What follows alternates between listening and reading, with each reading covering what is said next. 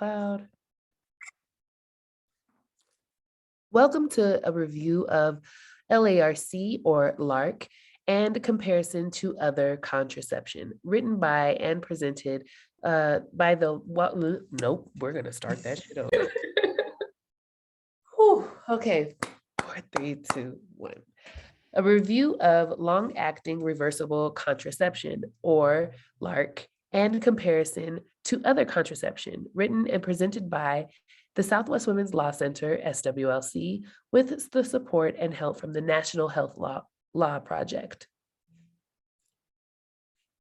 Who we are. The Southwest Women's Law Center, SWLC, is a nonprofit legal advocacy organization founded in 2005. The center is based in Albuquerque, New Mexico, and serves the entire state.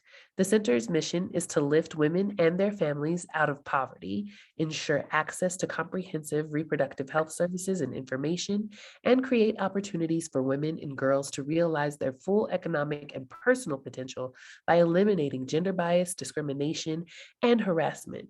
The center integrates 5 tools to create social change: legal research, policy analysis, advocacy, community and stakeholder education, and coalition work on a local, state, and national levels. The SWLC's constituency is primarily made up of Latinx, white, and Native American women and girls. Today's presenter is our staff attorney, Jessica Serrano.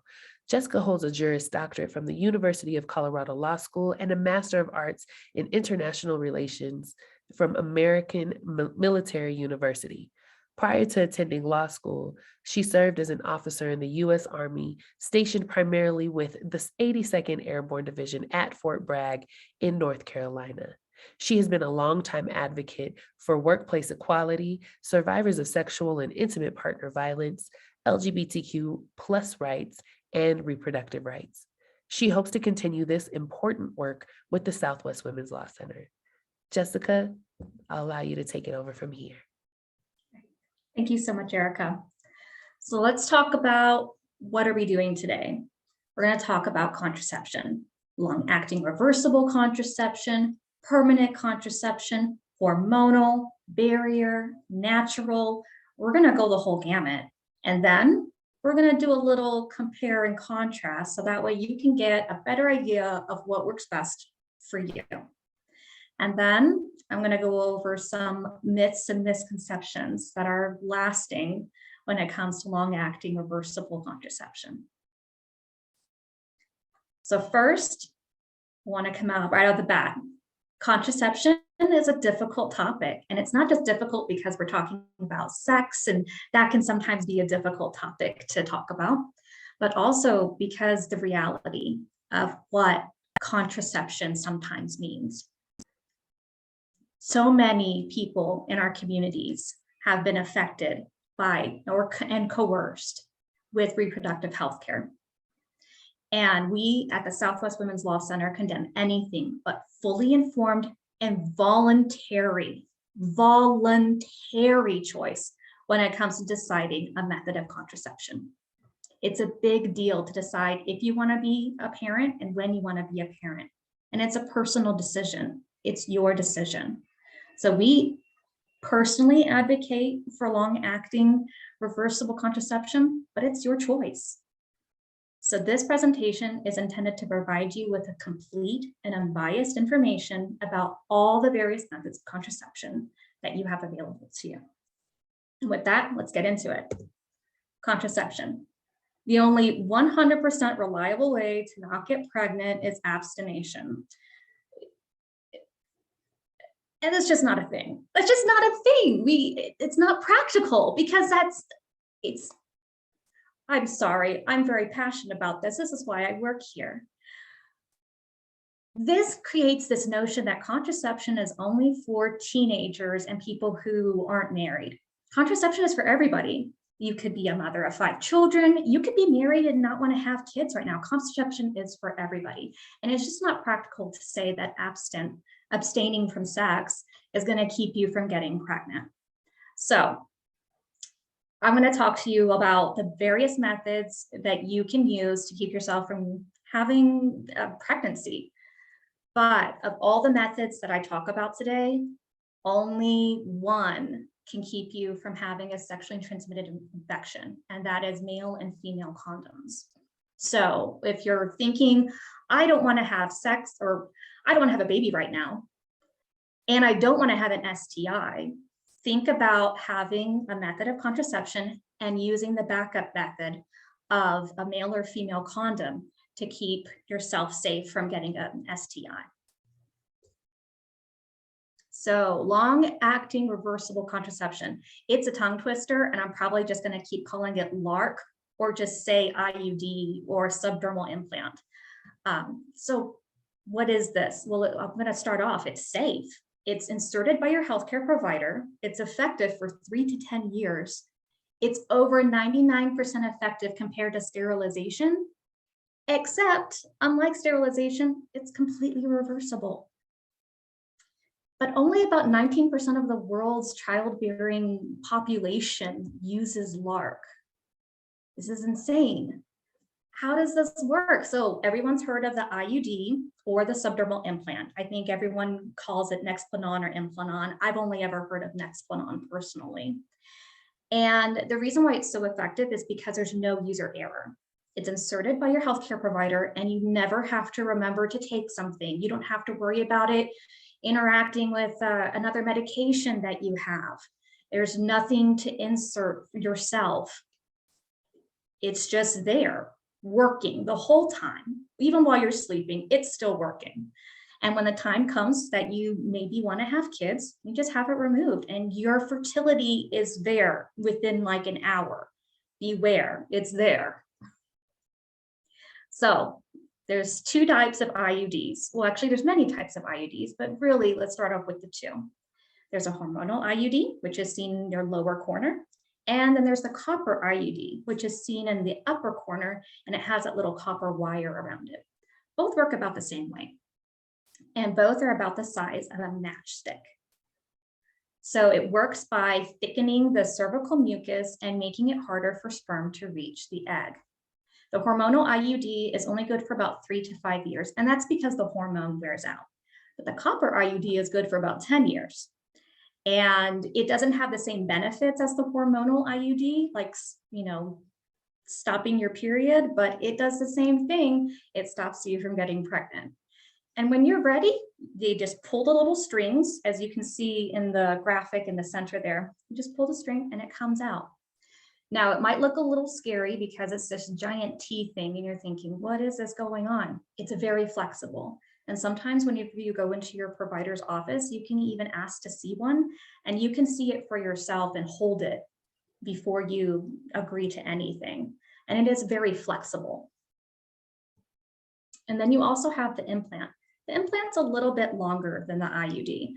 It's still slightly larger than a matchstick. And this works by going into your arm. Just like with the IUD, it can be removed at any time and your fertility will come back immediately.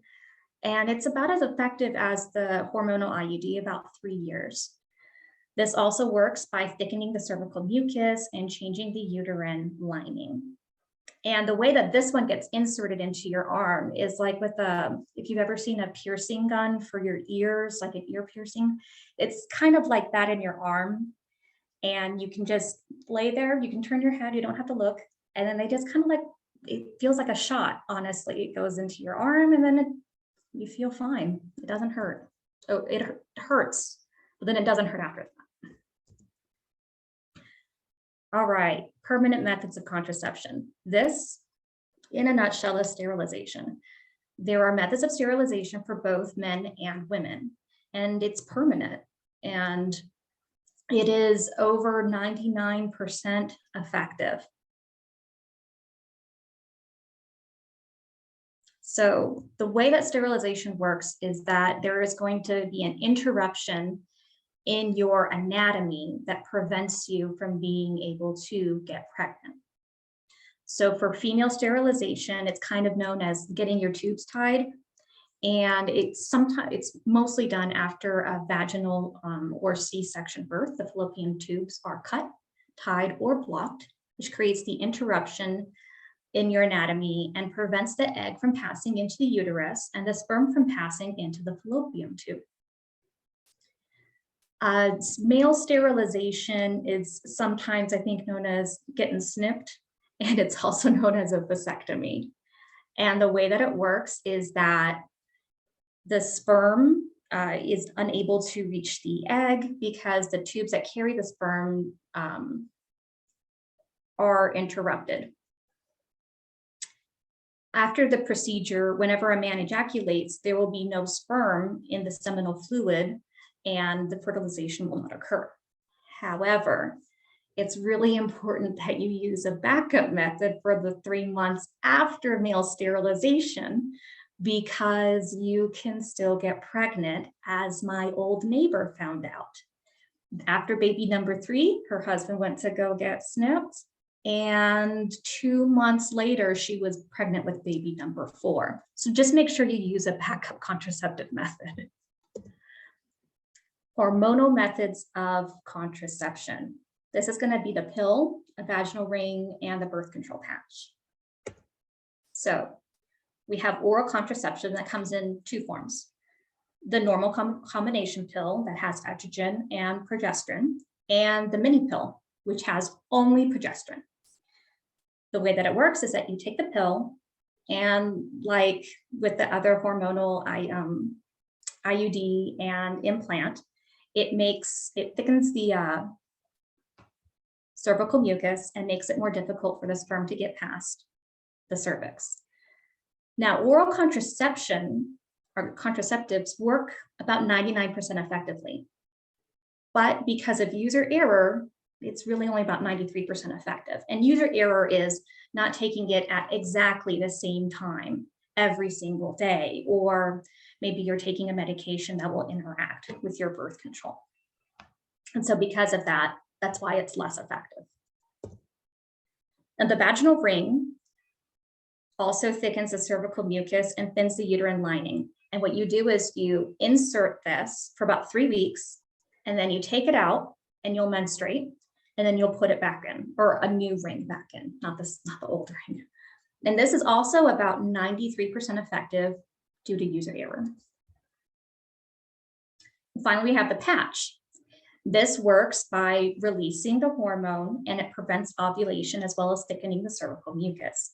The patch is good for about 3 weeks, and then you take it off, you have your period, and you put a new one back on. And once again, this is about 93% effective. So we have IUDs and implants, 99% effective, and then we have our patches, our vaginal rings, and our birth control pills that are 93% effective. Now let's talk about barrier methods of contraception. And this is exactly what it sounds like. It is a barrier. It is non-hormonal, and most of these can be used on demand. This is going to be your diaphragm, cervical cap, sponges, male and female condoms, spermicides, and this new kind of interesting form of birth control called Phexxi. So diaphragms and cervical caps. Now these have to be ordered like through your provider, because you'll actually kind of measured for it, or rather fitted. And if you ever have a child or you have large fluctuations in your weight, you'll have to go get fitted for a new one. So diaphragms and cervical caps are about 83% effective, but this is also reusable. So you put it in whenever you need it, and you take it out, you clean it, and you wait until the next time that you might want to use it. Now, a contraceptive sponge is a little different. So this right here, you're not going to get fitted for, and it's also not reusable. So you put it in, you use it, you take it out, and you throw it away. They're about 83% effective for women who have not given birth, and only 73% effective for women who have given birth. Next, we have a spermicide. Now, spermicides are normally used in combination with a diaphragm or with a condom, and it comes in like a foam or a film or a suppository insert, but used by itself, it's only about 79% effective. So here we see we had our LARCs, 99% effective, Hormonal birth control, 93% effective. And we're seeing now that we're getting into the 70s and 80s as far as effectiveness. Now we have our male and female condoms. So condoms come with spermicide, without spermicide. And these are the only method of contraception that it can protect you against STIs. So a male condom is about 87% effective. However, a female condom has a 79% failure rate. So this is probably going to be a great thing to use in combination with another method of contraception, just so that way you can protect yourself from getting pregnant and your STIs. But by itself, 87% effective for male condoms, 79% failure rate for female condoms. All right, Phexxi. This is not a spermicide. And they have some really funny commercials. I don't know if anybody has seen these yet, but like the woman's in a very pink room and she sees the calendar and she sees the circle and she's like, oh my goodness, and opens up the drawer and sees like a bunch of these. And what's great about it is that this is on demand. So if you don't want birth control, you don't feel like you need birth control, and you want to use this whenever you are having sex, you can just take this, you insert it, and it's good. You're good to go. It's about 93% effective if used perfectly, and about 83% effective if you're factoring in user error. But what's also kind of cool about this is that your health insurance might actually cover it. And even if your health insurance doesn't cover it, if you go to the manufacturer's website at EvoFem Biosciences, they might be able to kind of help cover some of the cost if you want to use this. All right, so we've gone over LARC, hormonal, barrier, and now we're getting into our natural methods of contraception. So this is going to require some keen observation skills, some meticulous record keeping, and an understanding that this is going to be a lot more work. So let's talk about what fertility awareness is and natural contraception. So we have a few different types. We have the calendar rhythm method, the basal body temperature method, and the cervical mucus consistency method. So our calendar rhythm method goes off of this idea that you understand how long your menstrual cycle is. So I think the average menstrual cycle is 28 days between your period, 4 days or 5 days on. And that's what you would do, is you would track it and be like, oh, I know that around the 20th of every single month, that's when I get my period. And therefore I'm going to be ovulating around, and then you find the time with that you would be ovulating around, and you would go, all right, I'm not going to have sex during those days because I'm more likely to get pregnant. Now, the basal body temperature method, and all of these can be used together, by the way. The basal body temperature method is where you check your temperature, and you would notice like a slight spike in your temperature and go, my body temperature is going up. Therefore, I'm going to ovulate within the next 2 to 3 days. I should make sure I'm using a backup method or just not having sex on those days. And then we have the cervical mucus consistency method, where you would be able to check your cervical fluid and be able to see, it's very slippery. This is going to be better for the sperm to move on up to the egg. And so maybe I don't want to have sex right now. And like I said, all of these can be used in combination with each other. And oftentimes this is actually how women will use these in order to get pregnant. So you'll check your body temperature, be like, oh, I'm getting, ready to ovulate in the next couple of days. Yep, my calendar agrees with that. And my cervical mucus is slippery. So this is the best time for me to be getting pregnant. And so you would use it either to not or to get pregnant. But the downsides are that anything can throw off your menstrual cycle, stress, illness, and by throwing it off, you could be throwing off everything. And so what you think is going to be a great time for you to don't need to have sex for these 3 days, but I can have sex the day after, maybe you're actually ovulating that day. So if you're using all of this fertility awareness, you're only about 76 to 88% effectively able to prevent yourself from getting pregnant. Now, there are two other methods of contraception, and one of them is lactational amenorrhea, and the other one is the withdrawal or pull out method. So lactational amenorrhea, it's kind of this idea, it's not even just kind of, it is the idea that you are breastfeeding, and so you're not going to be able to get pregnant. So in order to effectively use lactational amenorrhea, you need to have given birth and not had your period yet.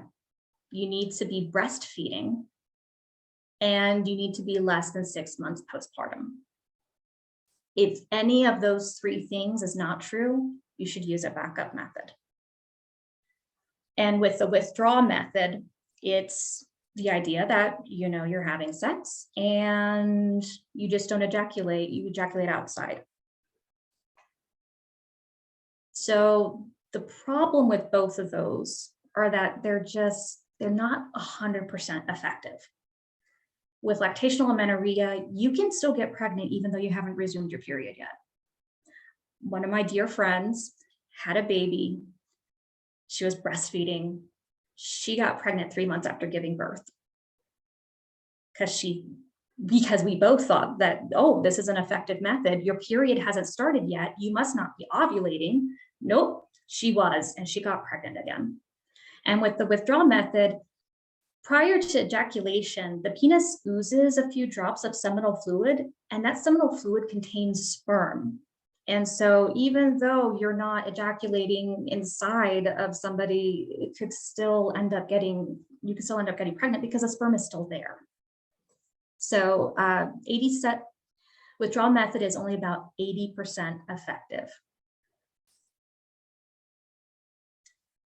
So LARC versus other methods of contraception. LARC is inserted and you don't have to worry about it again for another 3 to 10 years. There's no user error. There's nothing that you have to worry about inserting and making sure that you're inserting it correctly. And if you want to get pregnant, you just have the IUD or the implant taken out and your fertility returns. So if LARC is so great, why isn't everybody using it? This is a really good question. And let me take you on a little history tour. You see that picture up there? That's a historical example of IUDs. And in 1909, that was one of the first reported incidents of people talking about using silkworm gut rings on the uterus to prevent people from getting pregnant. This is insane. Like, I don't even know what silkworm guts look like. So in 1969, the T design that we know today for the IUD was introduced. And in the 60s and 70s, about 10% of women used IUDs. But in the 70s is when the Dalkin shield was introduced. And that's where the trouble kind of started for IUDs in the US. So the Dalkin shield that you see up in the corner kind of looks to me like a trilobite. I've heard it also looks like a horseshoe crab. I mean, it doesn't matter what it looks like. It doesn't look like something that would feel very comfortable inside of us. And that is the reason why it worked so terribly. It looks so difficult to put. It looks, first off, scary to put in. Number two, it looks difficult to put in. And number three, providers lacked proper training. So people were getting sick. The string that hung out of the cervix as well made it very easy for bacteria to make its way into the uterus, and women got really sick, and a lot of women died. So it was taken off the market in 1974, and hundreds of thousands of lawsuits were filed. And as a result, women were kind of like, well, wait a second, maybe IUDs aren't safe. Maybe I'll just use another method of contraception. And the ramifications of the Dalkin shield were felt well into the 80s. And it's the reason why we have only really one IUD, the T-shaped IUD, on the market today. So that happened in the 70s. And I'm not great at math, but I'm pretty sure that that was 50 years ago. We don't put shag carpet into houses anymore. and IUDs are safe. These are the things that have happened over the last 50 years. Nothing much else, just those two things. No more shed carpet in houses, and IUDs are very, very safe. The Dalkin Shield was taken off the market, and today we have probably the most incredible IUDs out there. So safe, so effective. But those misconceptions still exist. A study was done by the Southwest Women's Law Center in partnership with Forward Together. And they found that when talking exclusively to Native American respondents, 57% of respondents believe that their healthcare provider offered LARC. 4% were currently using it compared to the 10.4% of women in the rest of the US. But only 10% of women had used LARC in the past and were not currently using it. And one of the many reasons why people weren't going to use IUDs or implants or the subdermal implant is because they thought that there would be an issue with future pregnancies. And there was a concern that inserting the LARC would be very painful. So once again, modern IUDs are so extremely safe. The side effects that can occur after insertion are cramping and spotting for the first few days. And then your periods might be heavier and then might get lighter. But that's only for the first 3 to 6 months. And then there's a slight chance that you could have the device perforated, but that's typically done during insertion, as typically done if you've recently given birth or if you've never given birth before. There's also a small risk that your body will expel the device, but it's a very small risk. And there's no evidence that the use of LARC as a method of contraception in any way contributes to problems with future pregnancies. So all of these things, all of these statements have references at the end of the slideshow where you can see, you can go and do your, you can look at the sources and see that these things are true and safe. So with that said, I'm going to give you my own little story. I've used all 3 versions of LARC. I have had the hormonal IUD, I've had the copper IUD, and I just recently had the subdermal IUD. I had the hormonal IUD, I had 2 of them in a row for about 9 years. And I didn't have a period because it lightened my period in such a way that I would just spot in between, and I didn't ever worry about it. And I worried about this too. I worried about, oh my goodness, am I ever going to be able to get pregnant? Mama, I'll tell you right now, I had it taken out and within a month I was pregnant. Your fertility will come back if you're using an IUD. It's perfectly safe. And does it hurt? Yes. Have you ever had a heavy period before? That's kind of what it feels like. It feels like that when they insert it. It just feels like it's crampy and you just want to roll in bed and just watch really bad reality TV. So my suggestion to any of you looking at getting, an IUD and you've never had one before, schedule it and then schedule it to where you have the next day off of work. So that way you can just sit in bed and not have to worry about it. And trust me, it's not going to be anything that you haven't experienced before, unless you're one of those very lucky people who's never had a terrible, terrible period. So in conclusion, LARC's greatest advantages are its effectiveness, its safety, and you never have to think about it unless you want it taken out. It's good for 3 to 10 years. Your fertility returns. It's over 99% effective at preventing your pregnancy. And there is an excellent safety record. If you are looking for a safe and reliable method of contraception that you don't have to worry about, ask your healthcare provider about LARC. But once again, this is your choice. And if you think, you know what, I want something that a patch I can just take off and I can, try to get pregnant. You know what, I just want a barrier method of contraception. Use one of those, but just make your own decision. It's your body. Here are the citations. And thank you so much for watching this presentation today. If you have any questions, please feel free to reach out to the Southwest Women's Law Center. Thank you.